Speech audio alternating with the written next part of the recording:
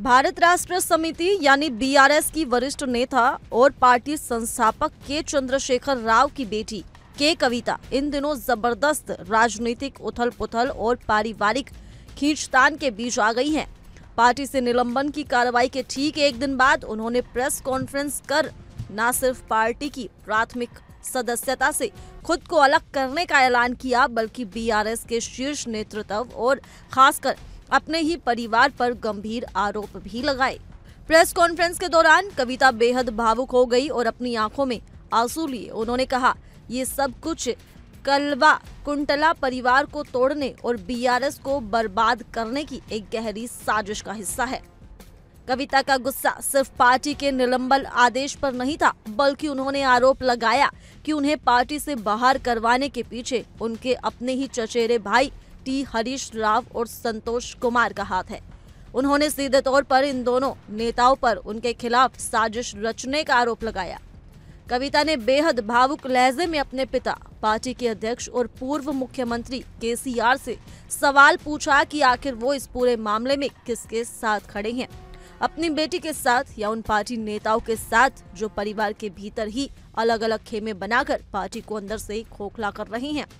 इससे पहले पार्टी की अनुशासन समिति ने भी कड़ा रुख अपनाते हुए कविता के खिलाफ सख्त कार्रवाई की थी। अनुशासन समिति द्वारा जारी किए गए नोटिस में कहा गया कि के कविता का हालिया व्यवहार पार्टी के मूल सिद्धांतों और नीतियों के खिलाफ है। उनके आचरण और पार्टी विरोधी गतिविधियों से बीआरएस की साख को गहरा नुकसान हुआ है। इसी आधार पर पार्टी अध्यक्ष केसीआर ने उन्हें तत्काल प्रभाव से पार्टी से निलंबित करने का निर्णय लिया। कविता के बयानों और पार्टी से विदाई के बाद बीआरएस के शीर्ष नेताओं में हड़कंप मच गया। हैदराबाद के बाहरी इलाके स्थित केसीआर के फार्म हाउस एर्रावली में पार्टी की इमरजेंसी बैठक बुलाई गई, जिसमें पार्टी की अंदरूनी स्थिति और आगे की रणनीति पर विचार विमर्श हुआ। वहीं दूसरी तरफ कविता के करीबी सूत्रों की माने तो अब वो अपने राजनीतिक भविष्य को लेकर कई विकल्पों पर विचार कर रही हैं। उनमें से एक विकल्प ये हो सकता है कि वो एक नई राजनीतिक पार्टी की शुरुआत करे जो उनकी विचारधारा को आगे बढ़ाए। दूसरा विकल्प कांग्रेस पार्टी में शामिल होने का हो सकता है, खास तौर पर तब जब कांग्रेस इस वक्त तेलंगाना में सत्ता में है।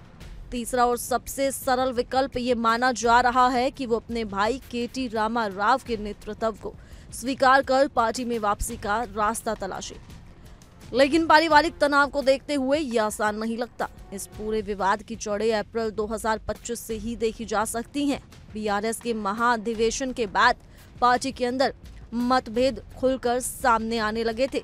सबसे पहले कविता का एक गोपनीय पत्र लीक हुआ था, जिसमें उन्होंने बीआरएस के बीजेपी के प्रति नरम रवैये पर सवाल खड़े किए थे। इसके बाद जब कविता जेल में थी, तब उन्होंने ये सनसनीखेज दावा किया कि बीआरएस और बीजेपी के बीच गठबंधन की बातचीत उनकी जानकारी के बिना उनकी पीठ पीछे चलाई जा रही थी। ये बयान न केवल पार्टी के लिए शर्मिंदगी का कारण बना, बल्कि इससे पार्टी के भीतर गुटबाजी और गहराई तक बढ़ गई। अब देश और राज्य की निगाहें इस बात पर टिकी हैं कि के कविता अपना अगला कदम क्या उठाएंगी। क्या वो वाकई किसी नई पार्टी की शुरुआत करेंगी? क्या वो कांग्रेस में जाकर अपनी सियासत को नया मोड़ देंगी, या फिर अपने पिता और भाई के साथ मतभेदों को किनारे रखकर बीआरएस में सुलह का रास्ता अपनाएंगी? ये सियासी कहानी सिर्फ एक महिला नेता के संघर्ष की नहीं है, बल्कि एक पूरे राजनीतिक परिवार में उभरते तनाव, असहमति और संभावित टूट का संकेत भी है। ये मामला तेलंगाना की राजनीति में न केवल एक नया मोड़ ला सकता है, बल्कि बीआरएस की भविष्य की दिशा और संगठनात्मक मजबूती पर भी गहरा प्रभाव डाल सकता है। अभी के लिए इस रिपोर्ट में सिर्फ इतना ही। ज्यादा जानकारी के लिए जुड़े रहिए इंडिया डेली के डिजिटल प्लेटफॉर्म के साथ।